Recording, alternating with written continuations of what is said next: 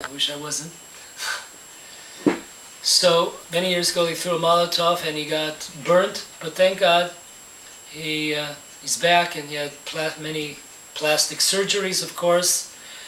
And every time you look at him, it's not so pleasant to look at him, but you remember, who we're dealing with here. It gives you a good reminder. So there's this new law, if you could believe it. I mean, I'm not making this stuff up. You can look it up yourselves. There's this law that they're trying to pass. Some members of the parliament in Israel are trying to pass this law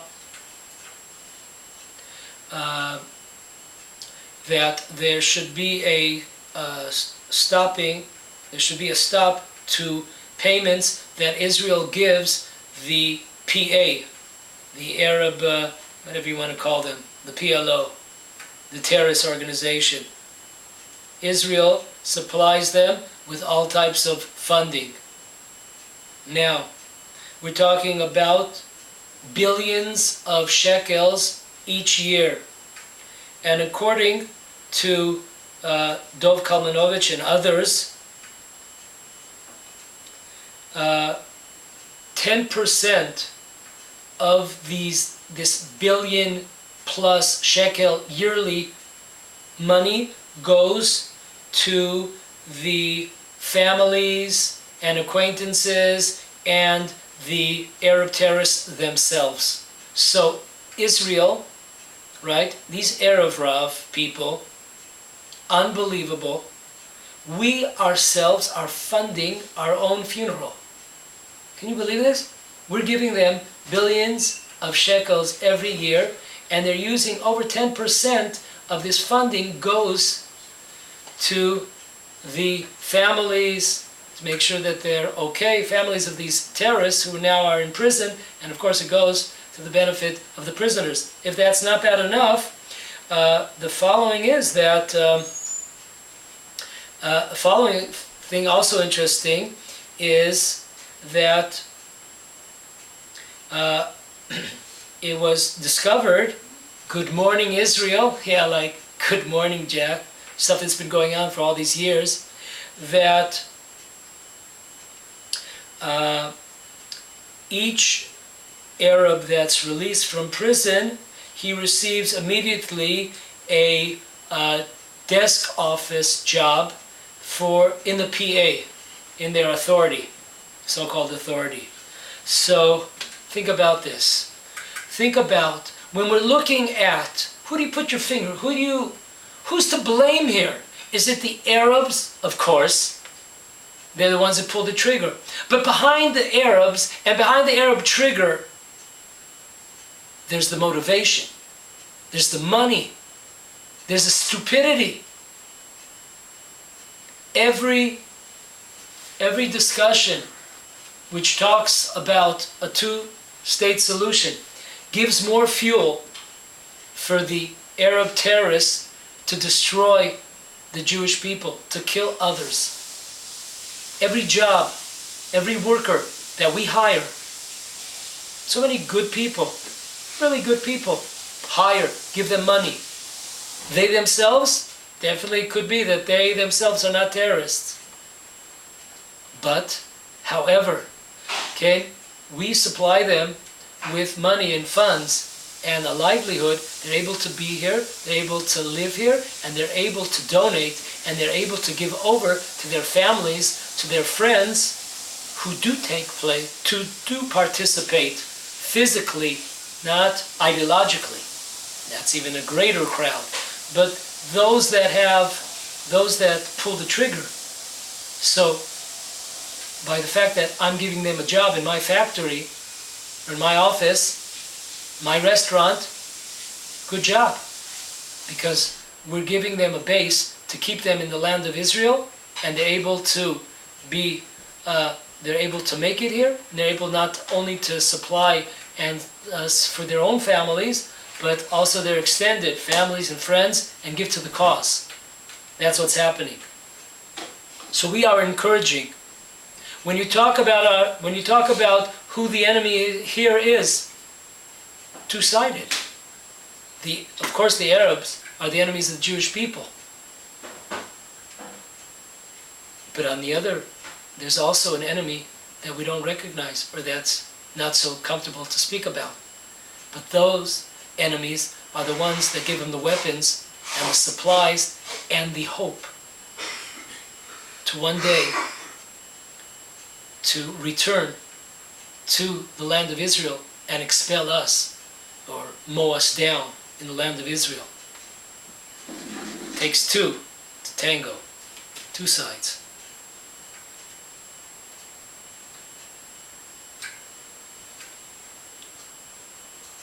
When a rabbi writes an op-ed on Arutz Sheva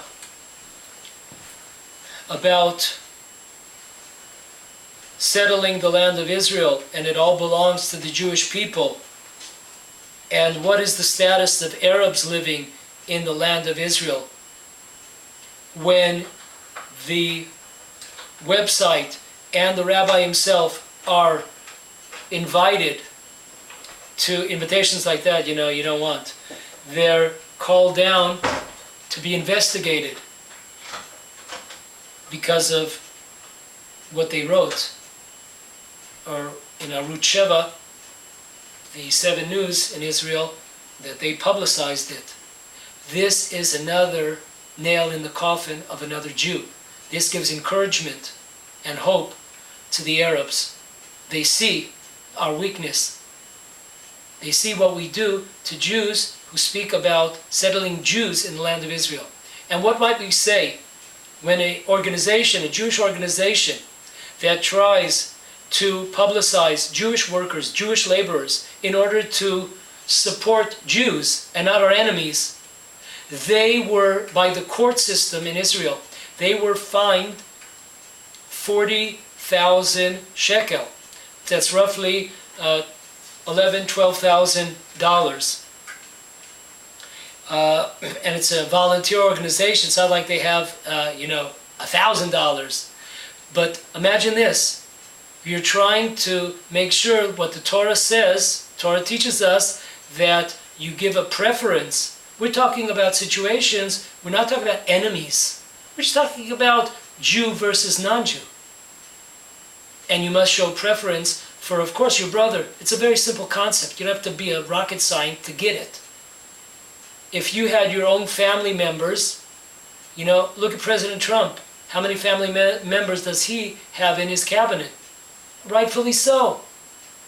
A person is expected to look out for his family, a father, a son, a wife, brothers and sisters. First, family. Afterwards, if you have strength, you have time, you have the means, go ahead, help others. So this is unbelievable. This is what's going on here. The Arabs are licking their fingers. They hear this. Fined 40,000 shekel for trying to encourage Jews to hire other Jews and not give our money to the enemies of the people of Israel? I mean, how many times can we shoot ourselves in the leg? We are responsible. We are responsible for burying Rabbi Raz today. We are responsible.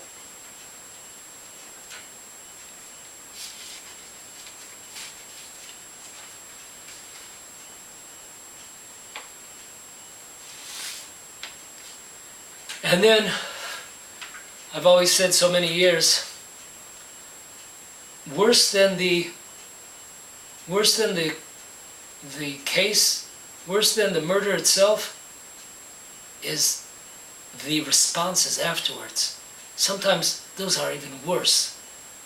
Just like on a spiritual level, on a soul level, just to hear those words, it's even worse. You know that Jewish people that paid a dear price to keep the land of Israel Jewish and to settle the land of Israel, these people are in good hands. But you hear the responses, we're in bad hands. There ain't no Allstate here. We're really in trouble over here. I mean, listen to some of the words of the head of the municipal council of the Shomron. Here's a few gems that he said in the last couple of hours. Number one,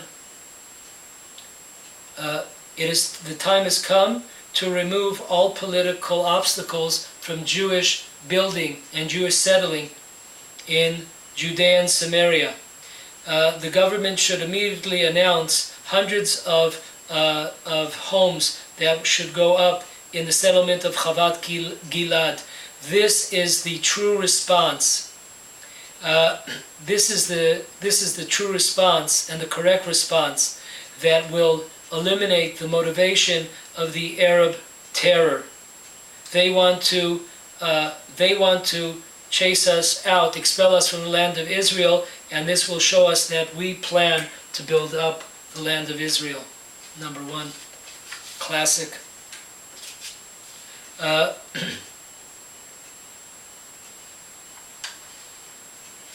Number two,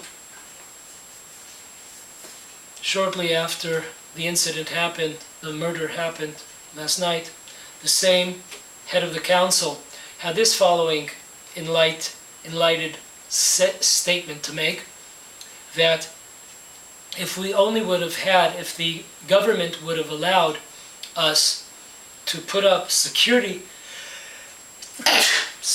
cameras on the road from Chavat Gilad to Hawara area, which is about a 10-kilometer road, then we would have known who the perpetrators of the murder were, because we would have had their speeding car, when they sped away, we would have been able to get their license plate and know their identity. Folks, these two statements, we're in bad hands here. We're lucky that God's running the show here, and not these guys, not these jokers. Can you imagine that? What in the world? Your stupid cameras. We're talking about a guy who was blown away. So now we have a camera that could pick up a license plate which is stolen, or the car which is stolen. I mean, this is unbelievable. To build houses as a Jewish response, the Arabs want to expel us. Well, usually if someone wants to expel you, as the Torah says, you expel them first, baby. What is this building of a house? What is the connection to building of houses? They had plenty of houses in Gush Katif. There were plenty of houses in Yamit. And that did not stop the expulsion. And there are plenty of houses today in Judea and Samaria. Does anybody here feel confident that they're going to be here for the next 100 years? I don't believe it. I don't believe that there's people like that. At any moment, the government here could sell us down the river here. Any moment, they could sell us. They could come up with some deal, some pressure by the governments of the world, America and other governments, forcing down our throats as they always have done. They force down these agreements down our throat. Not that that gives us an exemption for responsibility.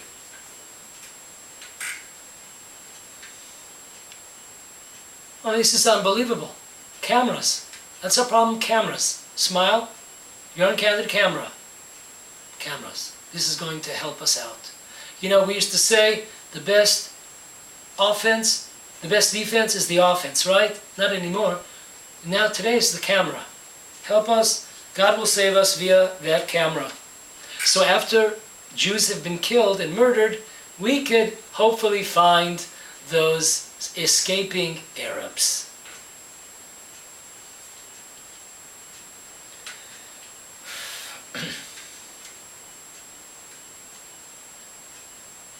The Torah view.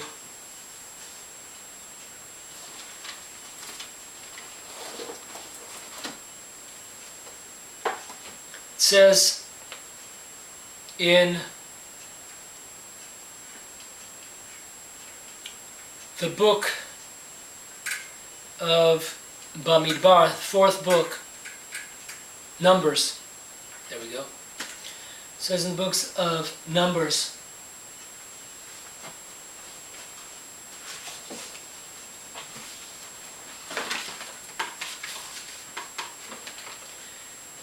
I'm not mistaken, in the 35th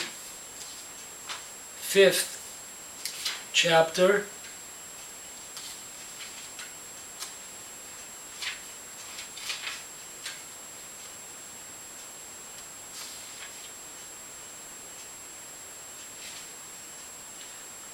My mistake, 33rd chapter, 55th and 56th verse.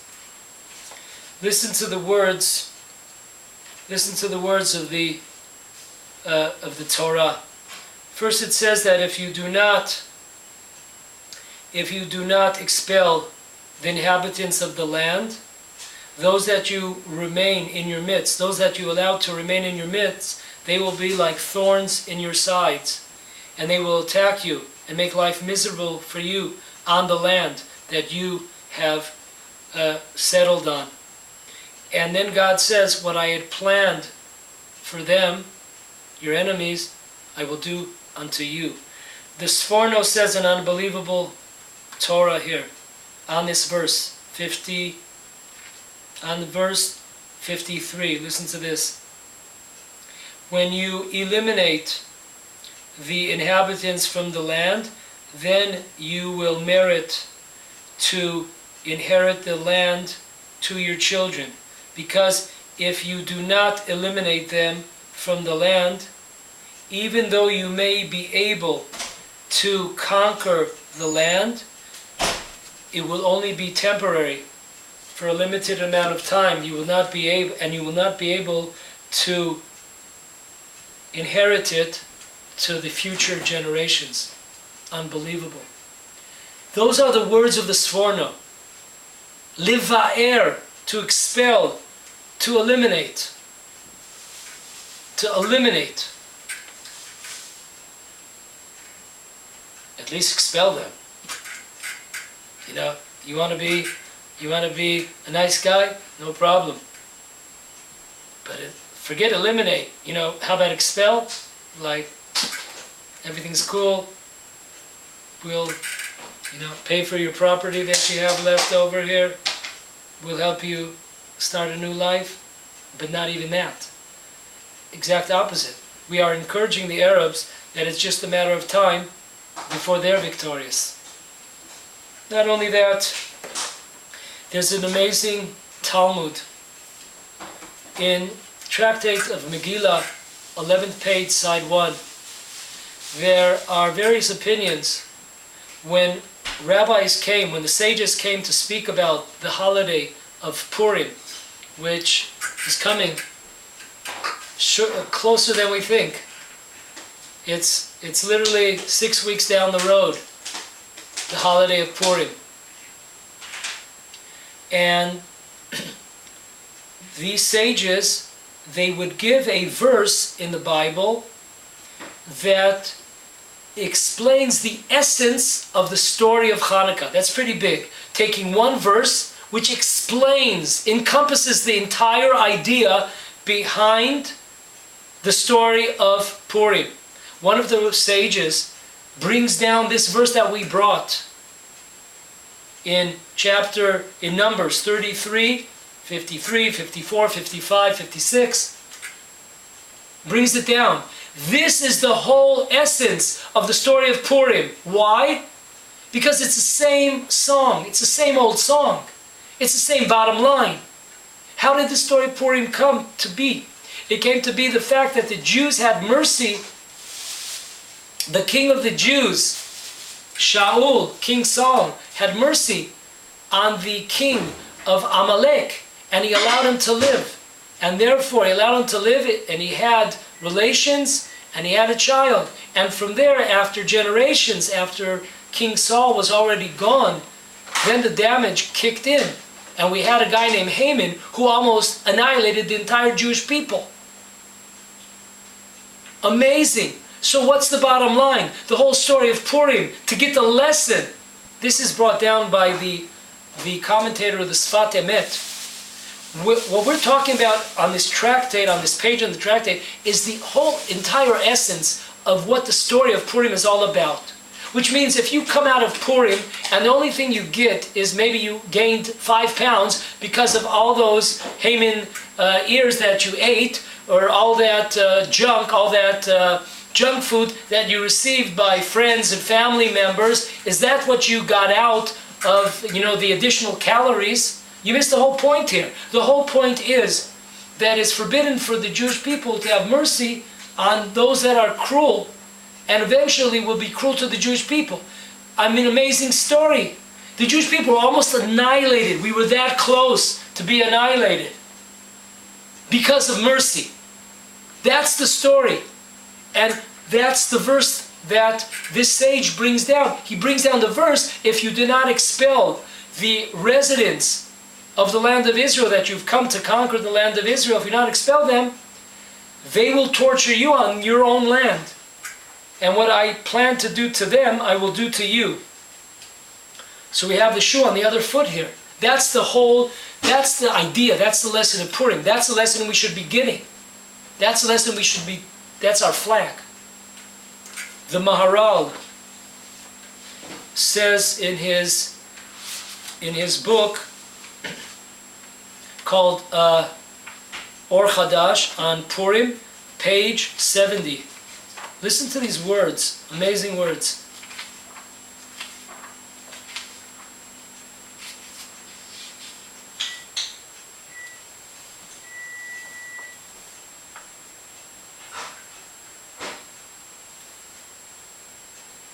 Listen to these words and never forget them. Engrave them on your hearts, on our hearts. He brings down the Maharal, one of the great thinkers in Jewish philosophy. The Maharal, he brings down this Talmud statement that we brought, the verse from Numbers, that talk about the expulsion of the nations of the world that have occupied illegally the land of Israel. And what does he mention on this? How is this connected to the holiday of Purim? And here's what he says: that you should know every person can do terrible things to himself much more than he could do to others. A person could damage him or herself much more than he could damage any other person. We're our own worst enemies. And therefore, if we give a helping hand and strength and hope to the nations that hate us, we are doing ourselves the greatest damage, tragedy. We're shooting ourselves in the leg. Why? Because who's bringing upon ourselves this tragedy? We ourselves are bringing it upon ourselves. Because we are trying to extend a helping hand, financial aid. We heard billions of shekels, who ever heard of such a thing? To finance these Arabs. 10% or more. Go. 10% of the budget of billions of shekels go to all those connected to trying to maim, murder, and kill us and destroy us. Amazing. Top jobs in the PA. If you need a job, here's your opportunity. So the Maharal goes on. We bring upon ourselves the worst tragedies, the worst calamities of anybody.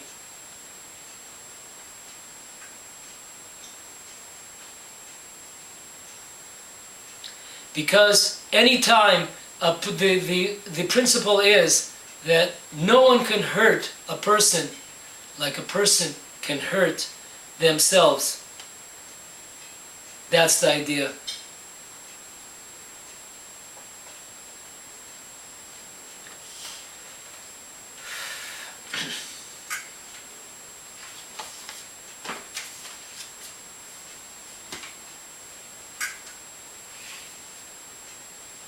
There's a famous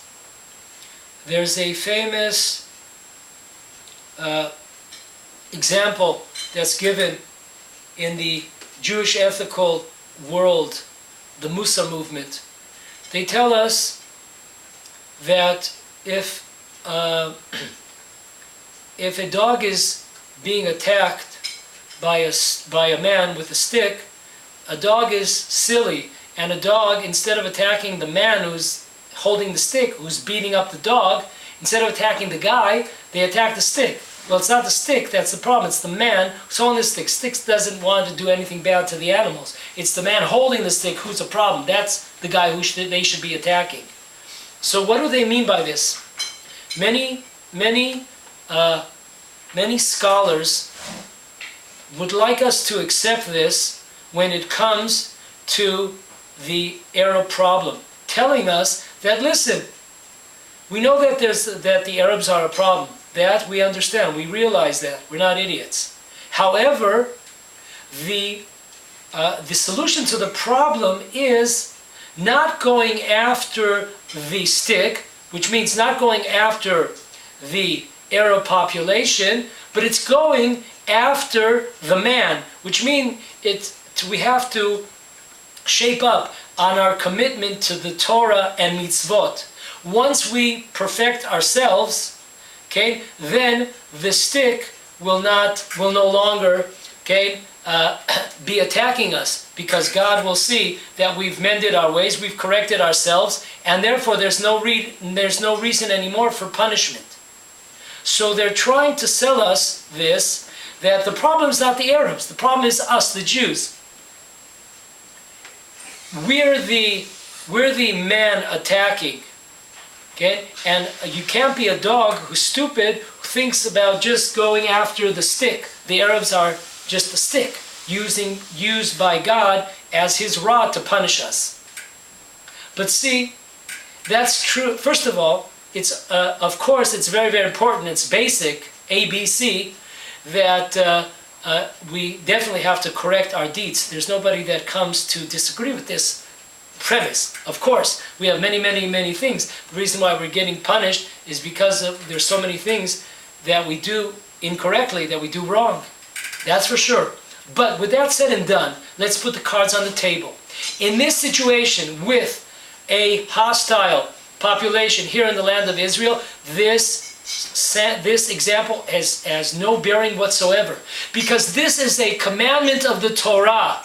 In the times of the Judges, it says over and over again. You can't, you have to be deaf not to get the lesson. It says over and over again, because of the fact that we allow these inhabitants to stay in the land of Israel, therefore they came to us via war. And God commanded us, when we come to the land of Israel, those that want to make peace and live as resident strangers, and those that don't, leave, and those that want to stay, make war. But there's conditions here. So in this situation, in the land of Israel, we have a special commandment to expel the inhabitants that do not want to live up to the basic tenets that the Torah spells out for a non-Jew that wants to live in the land of Israel. So here it is not, here the problem, the spiritual problem here, besides for other spiritual problems that we do have, all kinds of sins, transgressions for sure. But this special, it's a spiritual blemish. The fact that we do not have faith in Hashem, in God, and go out and expel our enemies from the land of Israel, and we do not do what we know that has to be done, this itself is a transgression. This itself brings upon ourselves, disregarding any other issue, okay, that we have, other transgressions. This is part of the Torah, and therefore it's not similar at all to the dog that's going after the master, going after the stick instead of going after the master. Here, the Arabs are the master. They're the problem. The Arabs are a problem. It's not just our Sabbath that's a problem. It's a problem also. But here, the essence of our problem the major league problem here is the fact that we allow, not only do we allow, but as we've heard over the past hour, tremendously encourage the worst of our enemies to continue their attacks against the Jewish people. And they're just encouraged over and over again. We are our worst enemies. We are worst enemies, as the Maharal correctly said. So, in finishing, when Hanukkah came by, which there are 2 rabbinical holidays during the year, and we should learn something from them.